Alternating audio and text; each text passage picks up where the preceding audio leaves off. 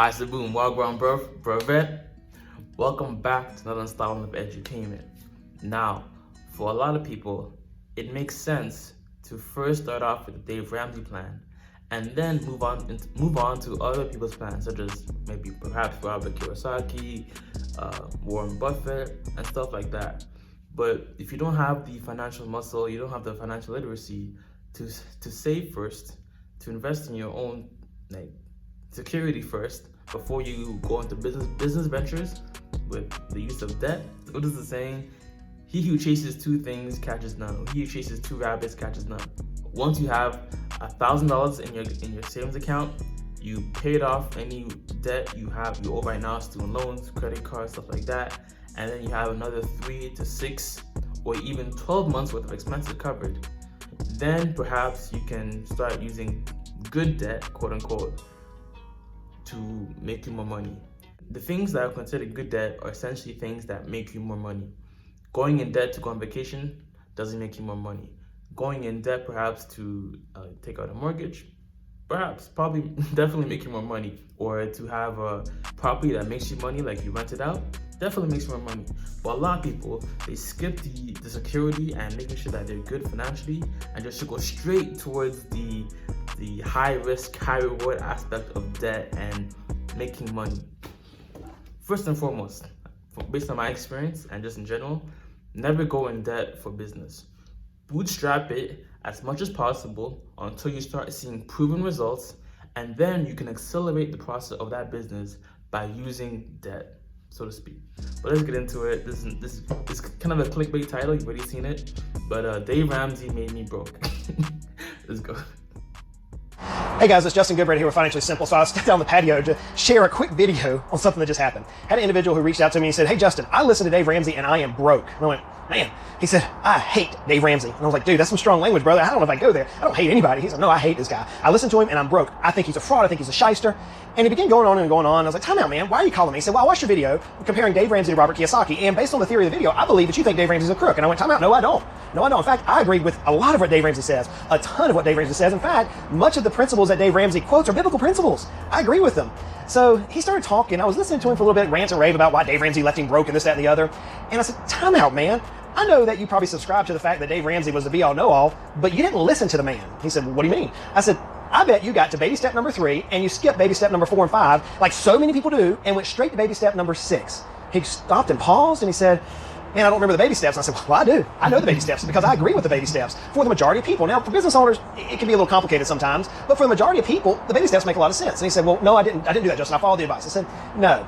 Because if you followed his advice, you wouldn't be broke." So let's go through those. Those of you who don't know who Dave Ramsey is, he's a financial pundit in the financial markets. He's very popular, done great, very well for himself, and he gives out very sound, common sense advice. I mean, I really love the way he deals with it. He's a little harsh for my taking sometimes, but I understand why he's that way and who he's dealing with. People say you don't have common sense, but you forget common sense isn't all that common. Nobody got time for that. Ain't nobody got time for that. Ain't nobody got time. Ain't nobody got time. Ain't nobody got time for that.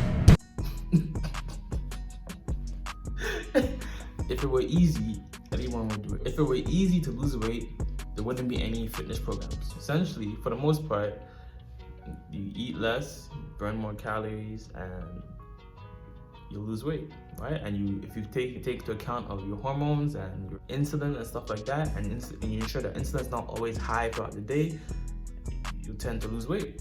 But a lot of people, they need a program, they need a guided approach, they need extra reassurance or extra push to make sure they do the common sense things. He goes through 7 steps. For those of you who don't know, the first step is to save $1,000 because so many people who listen to him or his audience don't even have $1,000 in the bank. And by the way, that's not different. There was a study done not too long ago that said that the average person couldn't come up with $450 if they had to. Friends, that's ridiculous. What Dave Ramsey says is get your first $1,000 in the bank. That's number 1. The second thing we're going to do, that first $1,000 just gives you a peace of mind to know that you're good. We need to move Lonzo. That ain't no problem. Huh? That ain't no problem. Well, and the best way to start saving $1,000 minimum is to every income, any paycheck, any deposit, even if it's just like birthday present, right? Or birthday money, put 25% of it into your savings account straight up. Any income that you get coming in, put as much as you can or as much as you want to into that account without touching it. Like if you get $1,000 coming in, put $250 into that account and forget it and set it and go about your day and figure out the rest with the money that you have. Do is we're going to begin getting rid of all of our bad debts, or the debt snowball approach. And he's talking about things like credit card, car payments, student loan payments, those things of that nature. Then he goes to step number 3. After you get through the debts, he goes to step number 3 and he says, now you need to save up your emergency fund, 3 to 6 months worth of cash positions, which I agree with that. Now, I like to have the cash positions before you deal with the debts, but I understand why he does it in the order he does it. But here's where people mess up. And this is one of the things that I've noticed out of the years of me dealing with individuals who subscribe partially to what Dave Ramsey teaches. See, I've had so many people who are facilitators who go out and teach the Dave Ramsey course, and they're broke. And here's why. They skip step number 3 and number 4. Step number 3 says, according to Dave, you save 15% of your gross income into retirement accounts. 15%. So that may be a Roth IRA, a 401k, etc. I personally believe you should put 20%. Personal opinion, Dave's at 15. So be it. If you're saving 15, you're a far cry ahead of most of the United States population, the population for the world. Dave's step number 4 says you take care of your kids' college. I agree with that. If you believe that your kids need to have some sort of a college expense, then you want to go ahead and start securing that position, which is going to take probably another 2, 3, 4, 5% of your income. Once you get past baby step number 3 and 4, 4 and 5, then baby step number 6 is pay off your house. See, so many people miss that. They get this idea that you got to go out and pay off all your debt, that they skip the investing side and they go straight for the jugular and try to pay their house off. And I get it. Everybody wants to do the debt-free scream, right? That's what everybody, when they're out of debt, you go to Dave Ramsey's studio, he lets you get on the air and say, I'm debt-free. Trust me, I know many people who do that, and I could do that, okay? And so many people want to do that, and it makes sense. Here's why the individual's broke. He skipped baby steps number 4 and 5. If you run the mathematical calculations by investing in your retirement accounts before you ever go out and start hammering down your your mortgage, you end up mathematically with more money. Okay? Many people don't understand that. See, a house is going to appreciate in value whether or not it has debt on it. I've shot videos about this, and I'm going to drop a little link here so you can watch one of the videos I'm dealing with. It's a long 20-minute video about $1 million mistake that so many people make. The thing is, right, when you are investing, you are covering your butt for inflation. So you have the 3 to 6 months worth of expenses covered, right? And then any extra money is where you start putting it towards your Roth IRA, mutual funds, and stuff like that. You do this, you don't just let the money sink in your bank account or sit in your bank account, because there's still inflation. Inflation is still catching up to you, right? So in order to still have the security, you want to have the security of having money in your bank 3 to 6 months, and then any extra income that you have, you don't want to just let it sit there, because inflation is going to attack you.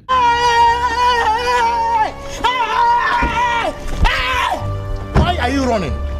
Why are you running? The same money that's worth now is going to be worth less in the future.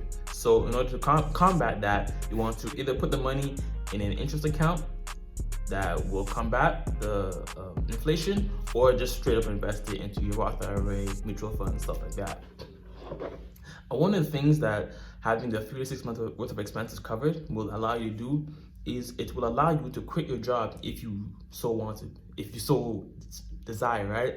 If you hate your job and you maybe want a different setup, it usually takes people about 6 months to find a new job. So that will cover you until you get a new job. Or if you are more of a risk taker, you can live off the 3 to 6 or even 12 months worth of expenses, take a part-time job, and then focus wholeheartedly on your side hustle and making that into a proper business. So, also keep in mind that some employers need you to stay at their job for a minimum of like 5 years or even maybe less than that, in order for you to maintain and keep hold of them matching your 401k. Because if you leave too early, a lot of their match or what they contributed to your 401k, they can take it out easy.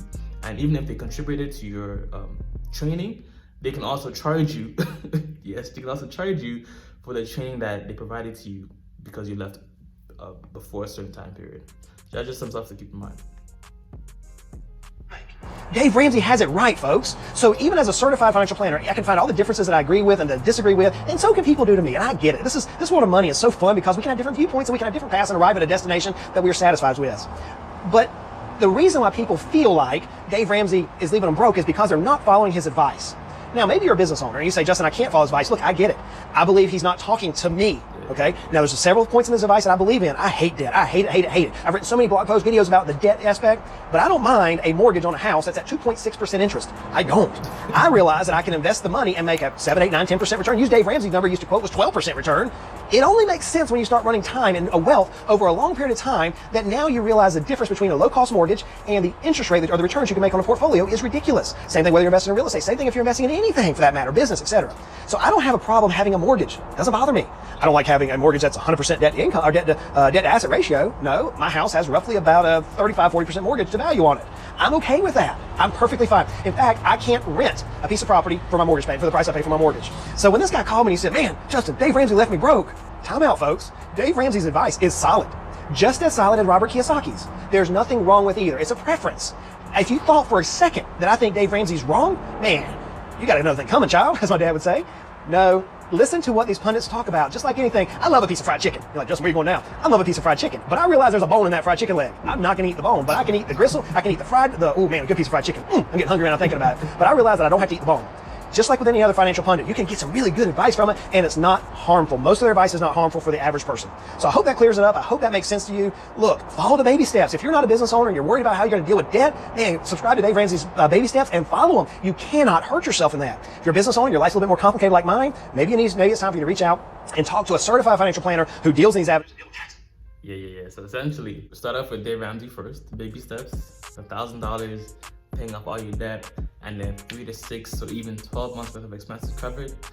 Then start investing in your 401k and start learning more about investments and higher yield of returns in terms of savings account, mutual funds, 401k, Roth IRA, stuff like that.